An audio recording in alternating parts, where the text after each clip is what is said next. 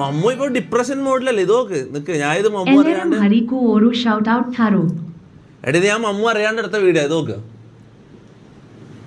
ഇത് കാണുന്നുണ്ടോ എന്താ ആലോചിക്കണ സ്പേസിൽ ഫോക്കസ് ആവുന്നില്ലല്ലോ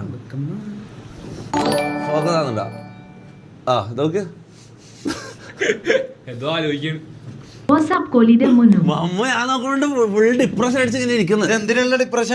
വേറെ സംഭവം പറഞ്ഞല്ലോ, വേറെ സംഭവം ഇവൻ ഇത് നിർത്തിയെന്ന് മറ്റേ പണിക്ക് പോകുന്ന പറഞ്ഞല്ലോ. ഇവൻ പറഞ്ഞ എല്ലാം മൊത്തം എന്റെ ഹെയ്റ്റ് എങ്ങനെ മാറുന്നില്ല. ഈ ലാസ്റ്റത്തെ ലൈവോട് കൂടി എനിക്ക് മനസ്സിലായി ഞാൻ മൊത്തം എല്ലാം എനിക്ക് എന്തായാലും ഇനി മുന്നോട്ട് ഇതാക്കാൻ പോകാൻ കഴിയോ ഒന്നും അറിയില്ല. ആ കുളിസീന്റെ സീനിന് ശേഷം എന്റെ മൊത്തം സപ്പോർട്ട്. അതിന് മുന്നേ വരെ മമ്മു കിങ്ങല്ലേ.